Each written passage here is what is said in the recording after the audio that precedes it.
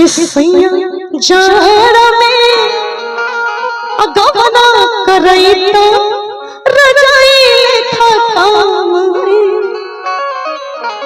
किसैया जाड़ा में अगवना करई ती रजाई लेखा काम रजाई लेखा काम रजाई लेखा काम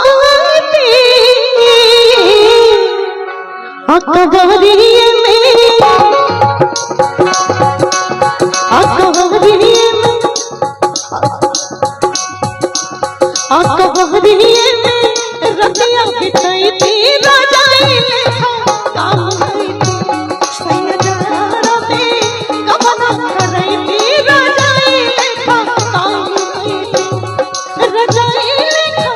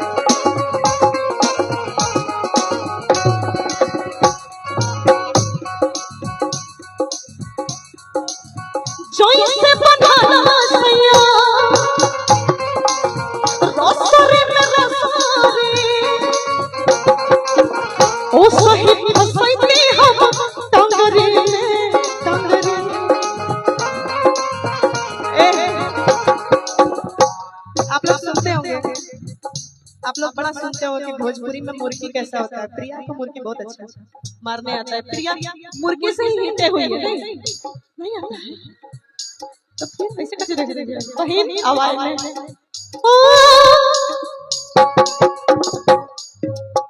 जैसे फसाना सैया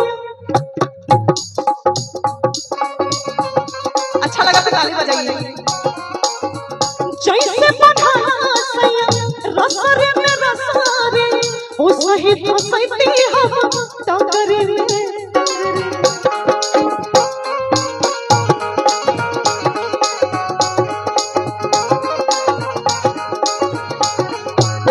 और जब रात भर रहुआ हमरा लगे रहती तो फिर दूर काहे रहती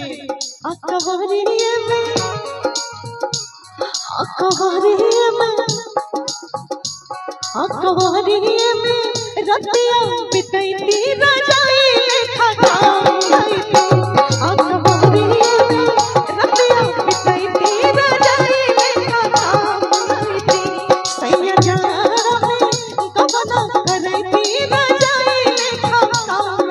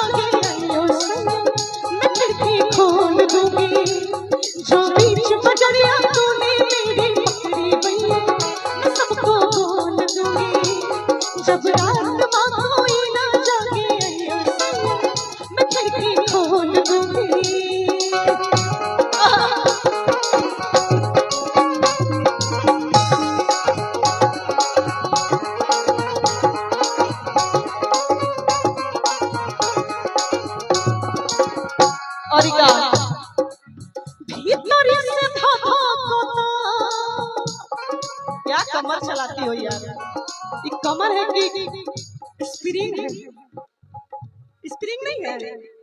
मैंने आज तक ऐसा कमर नहीं देखी, मतलब कमर नहीं चला, बच्चा है क्या? खेसारी भैया सिखा दिए एक्चुअली।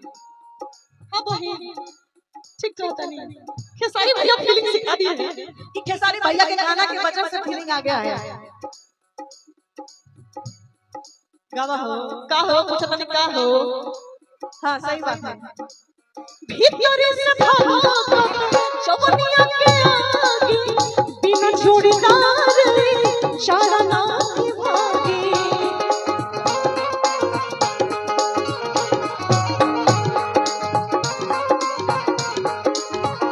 हो भीतरी से भागो चवनिया के आगे बिना जोड़ीदार शाला ना के भागे।